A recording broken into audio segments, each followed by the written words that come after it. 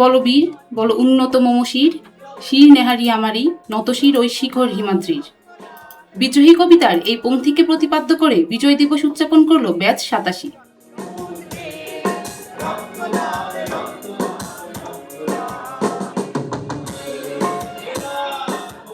রাজধানীর রাপা প্লাজার বাহারি অনুষ্ঠানে অনুষ্ঠিত হল বিজয় দিবসের এই বিশেষ আয়োজন। আজ 16ই ডিসেম্বর, ইতিহাসের এই দিনে বাংলার মানুষ এক নদী রক্ত পেরিয়ে বাংলার আকাশে বিজয়ের সূর্য এনেছিল।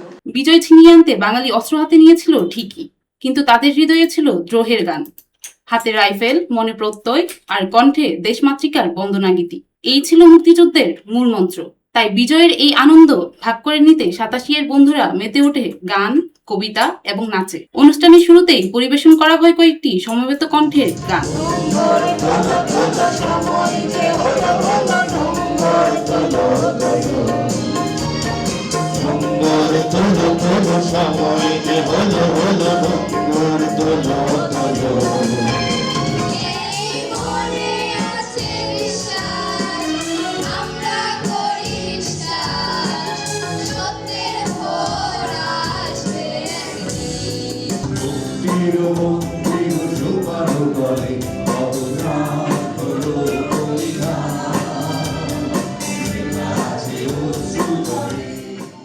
সাতাশি ব্যাচের অতি প্রিয় এবং সুপরিচিত শিল্প ব্যক্তিত্ব আব্বাস ফারুক আবৃত্তি করেন গুরমর ও নিয়াজ যখন আত্মসমর্পণ লিখছে।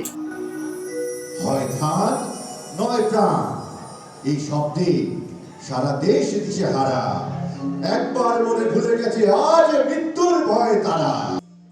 এছাড়াও আমি বাংলায় গান গাই, তাকডুম তাকডুম বাজে বাংলাদেশের ঢোল, এর মতো বেশ কিছু জনপ্রিয় গান উপহার দেন তিনি।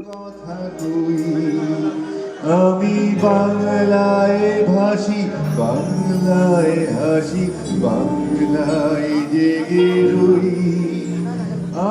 অনুষ্ঠানে তানভীর, মাহমুদা, কাজল, খাজা কাইসার, জাকির প্রমুখ একক গান পরিবেশন করেন। বিজয়ের এই দিনে সম্মান জানানো হয় বীর মুক্তিযোদ্ধা লেফটেন্যান্ট কর্নেল মোহাম্মদ দিদারুল আলম বীর প্রতীককে।